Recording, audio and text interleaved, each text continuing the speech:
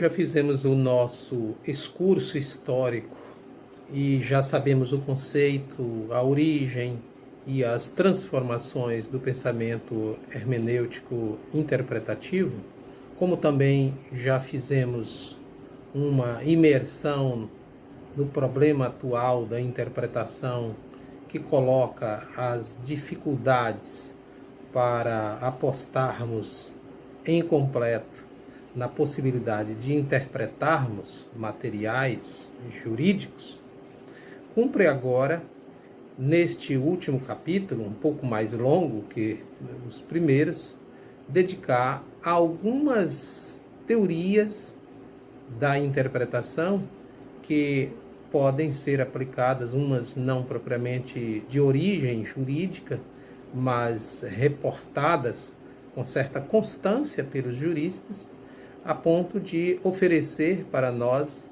algum alento acerca da possibilidade de como lidar com esses materiais jurídicos e como resolver problemas jurídicos quando estes nos são colocados. Então, este quarto capítulo está intitulado A Plausibilidade da Interpretação na Contemporaneidade do Pensamento Jurídico.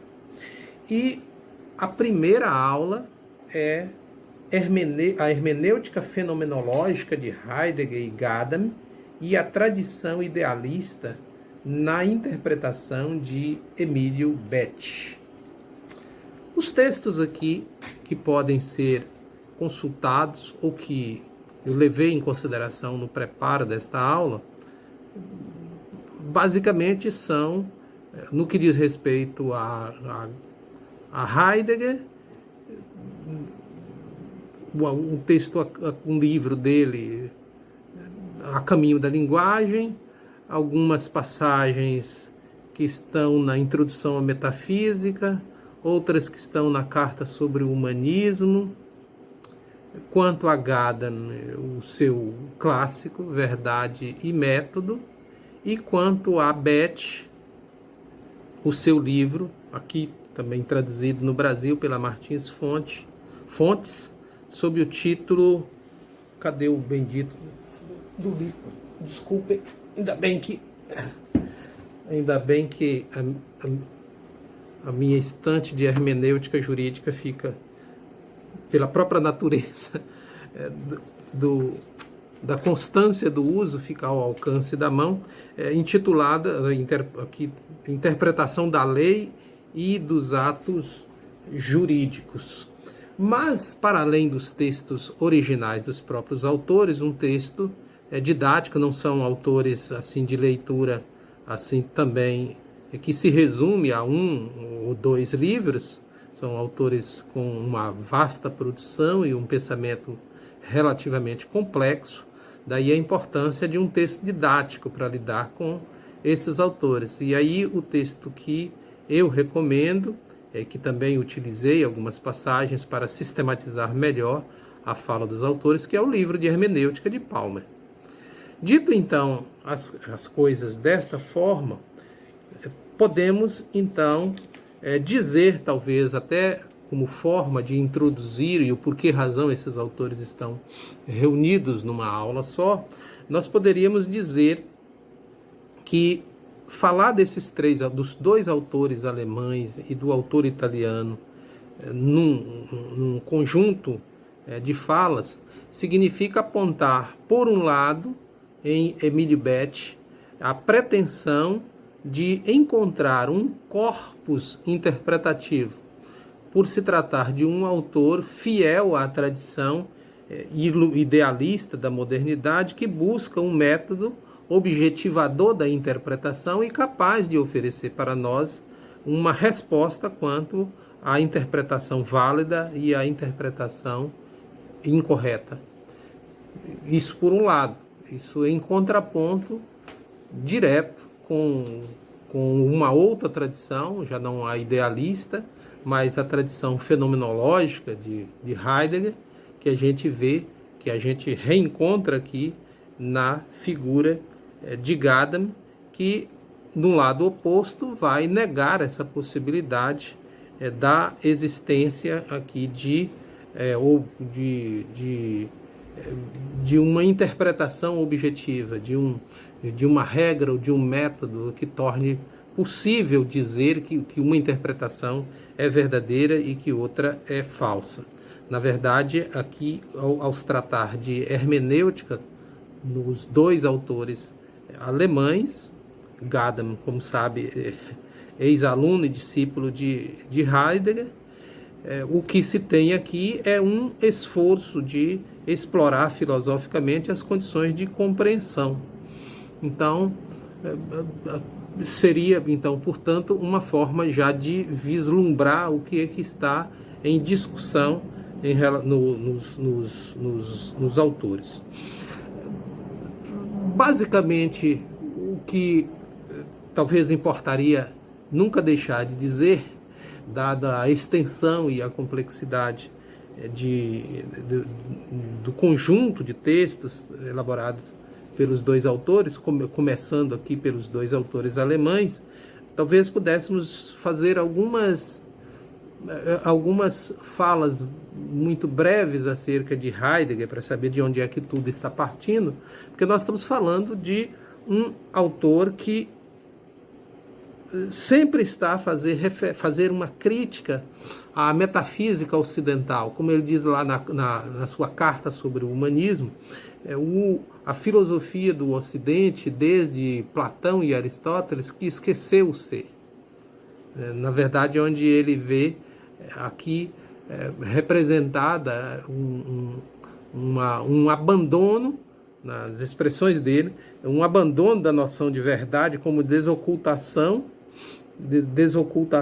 e em troca de uma outra noção de verdade como ciência, como apresentação e manipulação das ideias. Daí que uma perspectiva anterior aos filósofos que nós encontrávamos lá a esses dois filósofos, o distanciamento da reflexão primeira sobre o ser que encontrávamos lá dos pré-socráticos e nos poetas, que não tinha essa pretensão de explicitação, de dizer o que era o ser. Não tinha essa pretensão de ciência, ou de verdade, ou de objetivação. Pretensão essa que ele vê cristalizada, que vê muito evidente na metafísica da verdade de Descartes, onde essa pretensão deixa de ser mais do que a ideia da verdade, mais do que a adequação, para pretender ter uma absoluta certeza de que nós estávamos a par, poderíamos estar a par da verdade. Então, há uma incursão sempre presente na preocupação do autor alemão, de uma certa subjetividade, de um certo subjetivismo dessa noção de verdade, apresentar a ideia da verdade como aquilo que se submete às regras de medida, de um medir humano, de uma perspectiva verdadeiramente humana. Daí, então, a insistência do autor de nos propor uma outra coisa, naquilo que a gente poderia dizer de uma verdade, não como uma descoberta da verdade, da hermenêutica, não exatamente como descoberta da verdade, não seria esse o propósito da hermenêutica, mas como descoberta do significado que está escondido. Na verdade, então, o que a gente tem aqui, portanto, é um esforço do autor alemão de mostrar que a verdade não está ao nosso alcance. E não é por uma incompetência humana para extrair a verdade dos textos ou das obras, mas é porque é da própria natureza do ser não se mostrar inteiramente. Daí aquela clássica frase de que o homem habita a clareira do ser, ou também o que lhe é também referido à ideia de que o ser mora na linguagem. e que os filósofos e os poetas são os guardiães desta morada. Ou também, se quisermos também, que o homem é o pastor do ser. E a hermenêutica é exatamente essa linguagem que escreve esse percurso, que possibilita a realização desse percurso. Porque ao fazer sulcos na linguagem, como ele diz lá nesse livro, A Caminho da Linguagem, realizando sulcos na linguagem é que a verdade pode ir se apresentando, mas ela nunca se apresentará como um todo. Ela apenas, o ser apenas aparece, por vezes aparece, acena e novamente de nós se distancia. O que na verdade quer dizer isso é que a tarefa do conhecimento, da interpretação ou da desocultação é uma tarefa interminável. Não podemos ter a pretensão de achar que, como nós já lemos muitos livros, e livros difíceis, como os livros de Heidegger, por exemplo, ou que nós já temos uma experiência por trás da prática jurídica, lemos tratados, estudamos, fizemos teses, escrevemos livros e artigos, que isso nos torna mais aptos a descobrir a verdade. Vai mostrar que isso não passará de uma pretensão, porque é da própria natureza do ser não se mostrar inteiramente. Nós temos que estar dispostos a persegui-lo constantemente. Então, daí uma crítica permanente do autor à instrumentalização da linguagem. Na verdade, o papel da linguagem é trazer para o mundo esse ser que permanece sempre à espera, a espera nossa, para poder se mostrar. É por meio da linguagem que esse ser ganha a existência.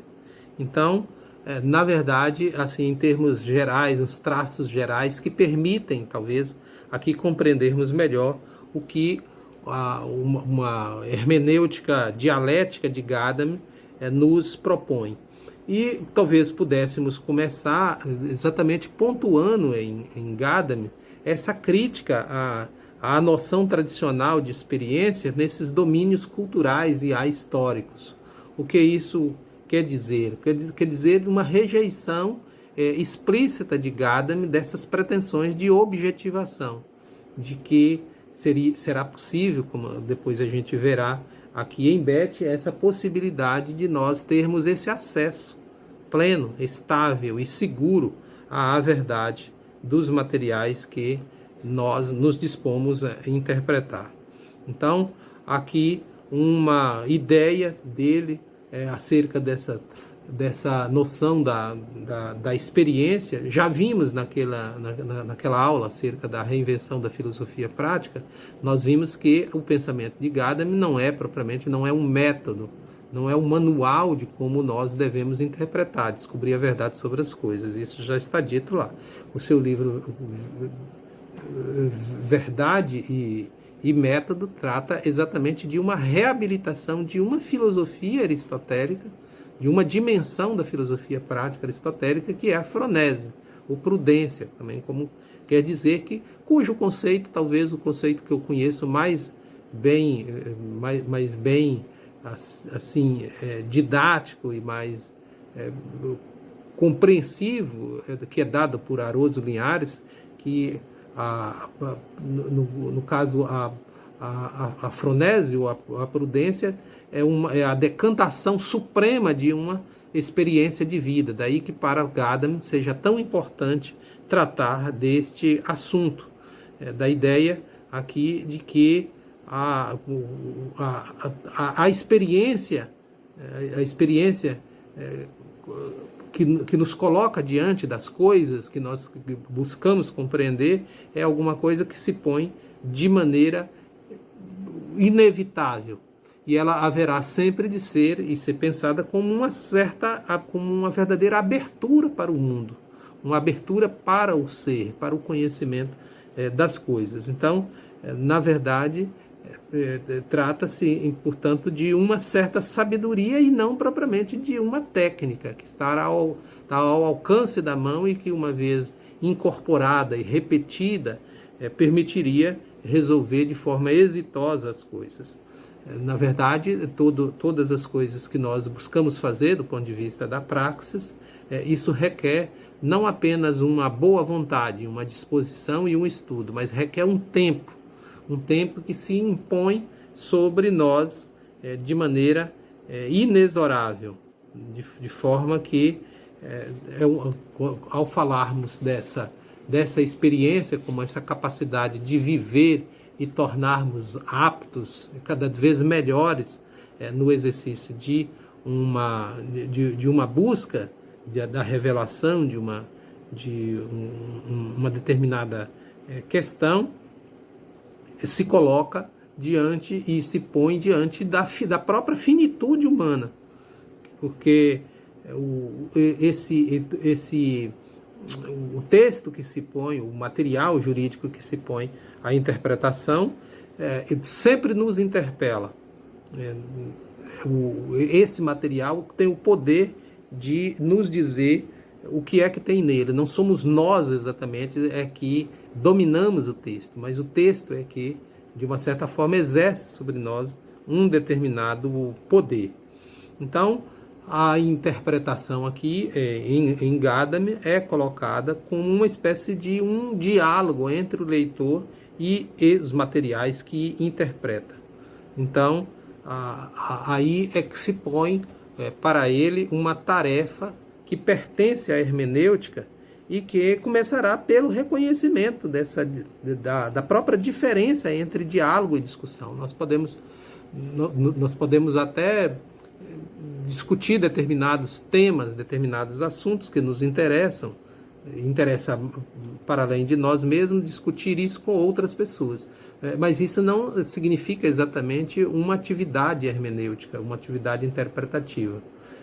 O que nos coloca diante da realidade da interpretação é o diálogo, e o diálogo requer sempre essa abertura como esse reconhecimento da nossa finitude e da nossa disposição de receber o ser, receber a verdade, receber aquilo que está posto diante de nós e que nos desafia, que nos incomoda de alguma forma.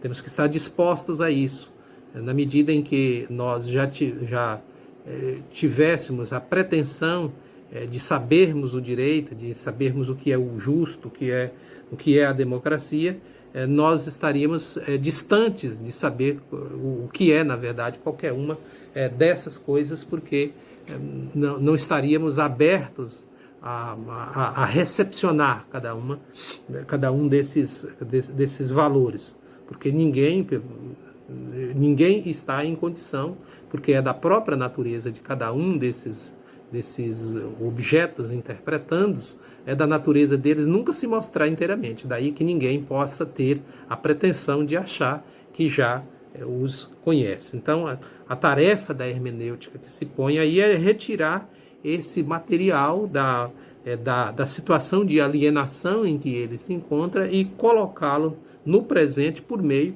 desse diálogo. Então, compreender aí uma questão interpretando é o primeiro passo da interpretação. Compreender o horizonte em que esses objetos que nós buscamos compreender foram constituídos. Então, há aqui um esforço de trazer esses objetos para o mundo, um esforço esse que não é nunca autossuficiente. Essa atividade de tentar reconstruir um quadro que nós olhamos para ele, tentamos compreender um texto, uma música, uma peça de teatro que nós estamos assistindo, é uma tarefa que nunca esse nosso esforço nunca será autossuficiente.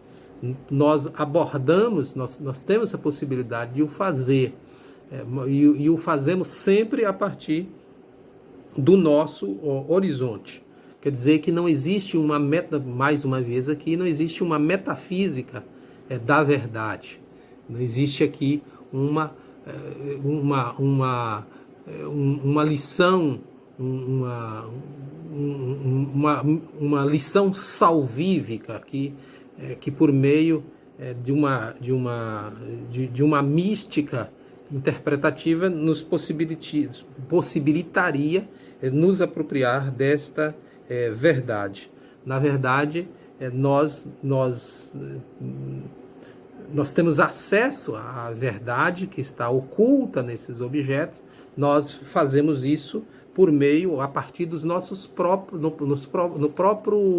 na nossa própria tradição, na nossa própria cultura, a partir dos signos, das coisas que fazem sentido para nós, daquilo que de uma certa forma diz respeito a nós. É a partir disso tudo que nós interpelamos. Eu posso até não conhecer, saber nada de história, não saber o que foi a Guerra Civil Espanhola.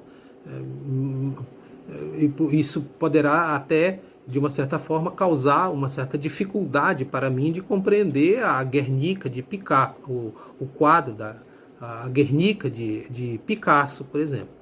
Mas o que está posto aqui é que todo esforço de interpretação ele é feito sempre a partir do nosso horizonte, daquele universo de símbolos, de culturas e de materiais que fazem sentido para nós. Então, nós não abandonamos esse nosso horizonte. Não existe uma gramática da história ou da interpretação que me permita, a partir de um ponto de Arquimedes, compreender todas as obras. Então, se eu quero, na verdade, compreender o que Picasso quis expressar na sua Guernica, ou o que Portinari quis dizer com o seu quadro dos trabalhadores, ou o que Chico Buarque quis dizer com a sua canção As Mulheres de Atenas, o que Machado de Assis estava querendo transmitir quando escreveu o seu Esaú e Jacó e colocou os dois jovens, o monarquista e o republicano, em conversa. Tudo isso depende, e eu só consigo alcançar o sentido dessas obras a partir do momento que eu sou capaz de, a partir do meu horizonte, alargar esse meu horizonte para poder fundi-lo com o horizonte do texto. Então, nesse caso, portanto, Gadamer está distante dessas chamadas teorias do autor, ou dessas teorias do signo, dessas instrumentalizações da linguagem. Não há essa dimensão universal. Se há uma dimensão universalizadora da linguagem, ela diz respeito a essa ideia de que nós pertencemos à linguagem. Não é a linguagem que é um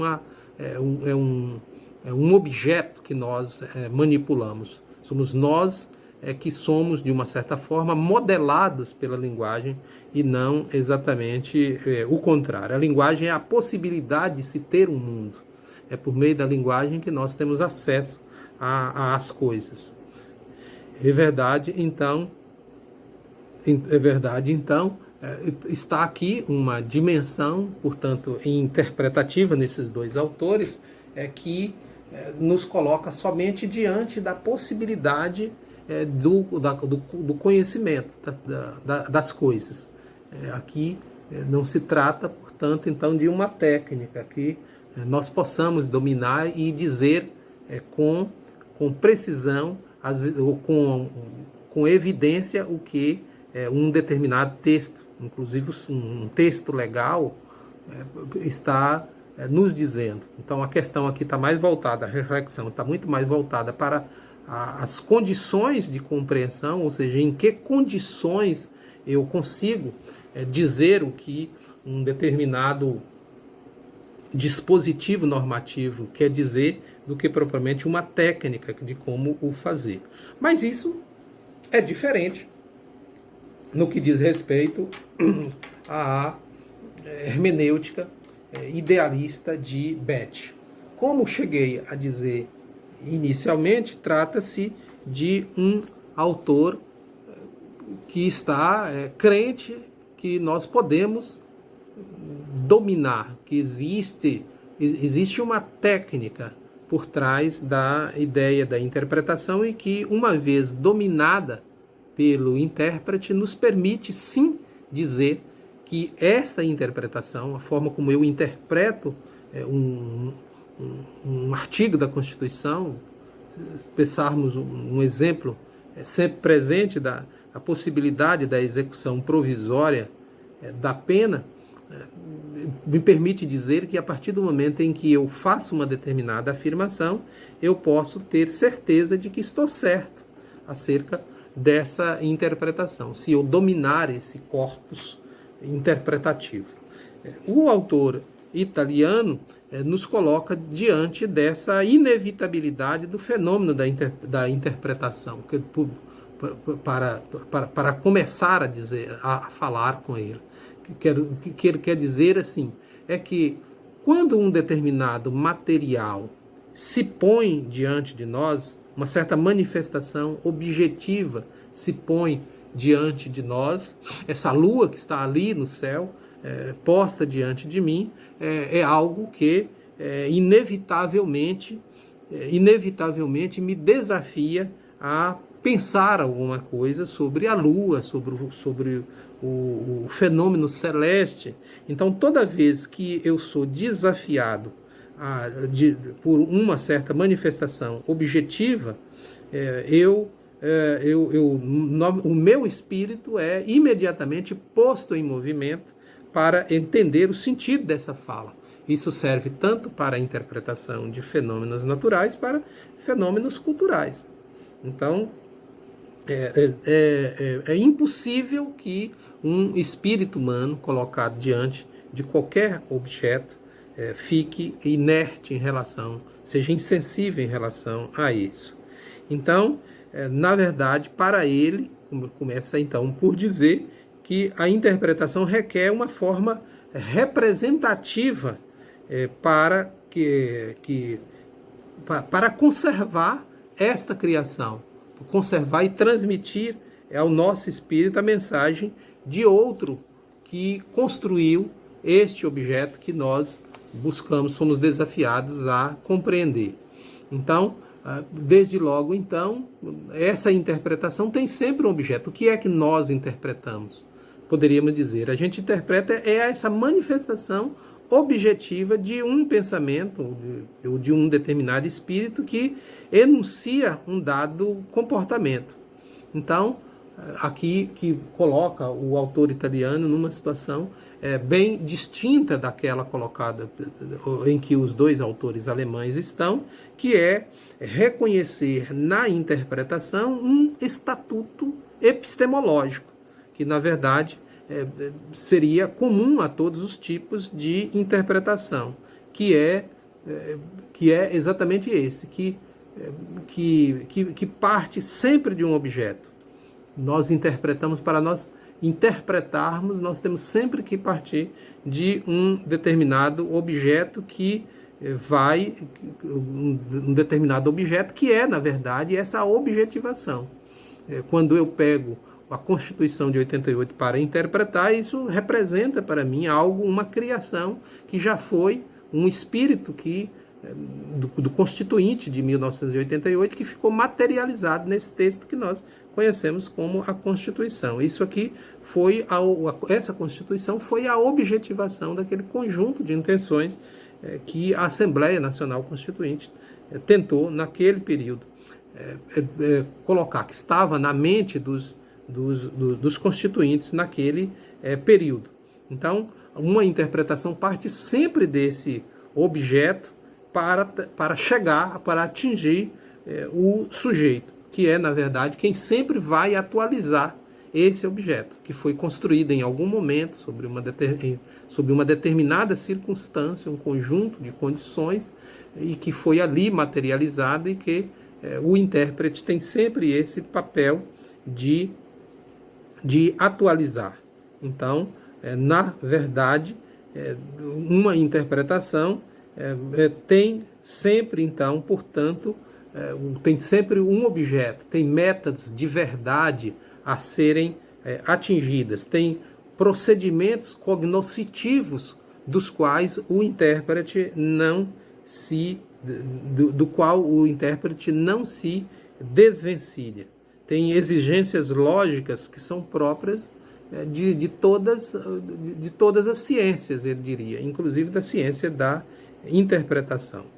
Então, na verdade, o exercício da interpretação requer um progresso, um aperfeiçoamento rumo a um todo orgânico, em vista aqui de eliminar as incorreções.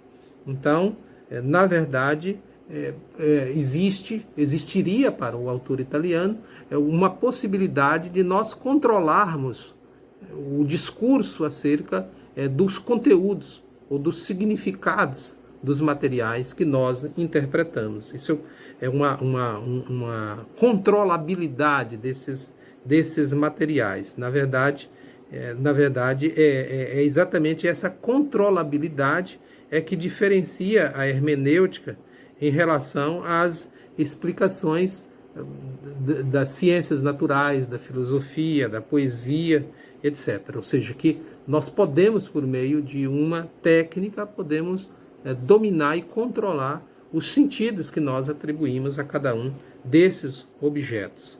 Então, isso apesar de que nós podemos reconhecer que sempre o intérprete, o sujeito que interpreta, pode contribuir de alguma forma com esse objeto. Que, embora o objeto que nós interpretamos esteja sempre a salvo, ou seja, eu posso me dirigir a uma determinada obra arquitetônica, eu vou ali ao centro histórico, ali no Pelourinho, e entro numa determinada igreja, na igreja de São Francisco, e fico consternado diante da riqueza arquitetônica daquela obra. A minha admiração, a minha compenetração diante daquela obra não é capaz de transformar aquela obra numa outra coisa. Naturalmente que não é possível fazer isto. Mas, de uma certa forma, a forma como cada um interpreta, na verdade, acrescenta alguma coisa no sentido daquela obra, no sentido que se pode atribuir àquela obra. Isso é que explicaria para o autor o fato de que mais de uma interpretação, em mais de um momento da história, é sempre possível, embora isso não represente a alteração. A obra, o objeto que nós buscamos interpretar está sempre preservado. Isso quer dizer que o fato também do Supremo Tribunal Federal, se quisermos ficar com o exemplo da constitucionalidade da prisão antes do trânsito em julgado da decisão, do esgotamento dos recursos no processo penal. O fato de o Supremo Tribunal Federal ter adotado posições opostas em relação, alterado ao longo dos anos a sua posição, diz que depois diz que não depois volta a dizer que e hoje novamente diz que não é constitucional, isso decorre exatamente da possibilidade de em momentos diferentes, os sujeitos que interpretam os objetos interferirem na forma como esse objeto é percebido, é reconhecido. Mas isso não transforma a Constituição em uma outra coisa. Apesar de que hoje em dia a teoria constitucional, da interpretação constitucional, tem aí agora essa coisa chamada da mutação constitucional. Mas, de qualquer sorte, fiquemos por aqui, por enquanto, fiquemos com Emílio Betti. Bom, Betti diz que as interpretações podem ser diversas, conforme a função da interpretação. Daí que ele fala de uma interpretação reconhecedora, uma interpretação reprodutiva e uma interpretação normativa. O que quer dizer isso? Quer dizer que na interpretação de materiais históricos, aí ele vai chamar aqui na interpretação histórica, na interpretação filológica, na interpretação técnica, o objetivo dessa interpretação é reconhecer as manifestações que se objetivaram nesses materiais. Então, o sujeito que interpreta apenas quer saber o que é que está ali. Na verdade, é uma interpretação pela interpretação. Isso é diferente daquilo que ele chama da interpretação reprodutiva, que a gente encontra na arte dramática, que encontra na música, que encontra na tradução. O objetivo não é apenas saber como que o espírito se manifesta naquela criação, mas ela tem já um objetivo de entender esta manifestação, por meio da qual, quando nós pegamos uma obra qualquer, a Antígona de Sófocles, por exemplo, e prestamos atenção no diálogo da jovem Antígona com seu tio Creonte acerca da obrigatoriedade da lei, do cumprimento, que nós estamos sempre obrigados a cumprir uma lei, ainda que a mesma seja justa ou não. Quando um ator no palco representa esta obra, o objetivo dessa representação, dessa encenação, diz Beth, é mais do que saber o que é que está ali. É também com esse objetivo de entender, o objetivo de fazer entender essa manifestação. Diferente tudo isso da manifestação ou da interpretação normativa, onde ele vê aqui o caso do direito, o caso da psicologia, da teologia, que o objetivo aqui já é um pouco diferente, porque ele não apenas visa saber o que está ali, ou compreender o que está ali, tornar mais compreensível, mas ele tem um objetivo específico, que é o de moldar comportamento, moldar espíritos. Por isso é que ele dirá que a interpretação normativa tem esse objetivo de deduzir máximas de ação e decisão, que constranger o intérprete a tomar posição diante do mundo. Quando nós assistimos a um determinado concerto, nós, ao fim desse concerto, nós somos levados se bem que esse exemplo não cabe bem aqui num concerto, porque ela está lá na interpretação técnica, mas se nós poderíamos dizer quando nós nos deparamos com uma determinada decisão de um determinado magistrado, nós somos sempre desafiados a nos perguntar se essa decisão foi justa ou foi injusta, porque essa interpretação está sempre modelando comportamentos humanos, e nós não ficamos isentos de assumir também uma posição em relação a essa interpretação. Bom, mas aí aquilo que é o básico, que nós talvez pudéssemos dizer isso já no momento de conclusão. O que nós temos aqui de diferenciador no pensamento de Emílio Betti é essa crença de que tudo isso nós podemos fazer, tudo isso por meio, lançando mão de uma técnica de interpretação. Daí a natureza cognoscitiva, a natureza epistemológica, científica da interpretação. Então, tudo isso leva a dizer a defesa de uma teoria da interpretação.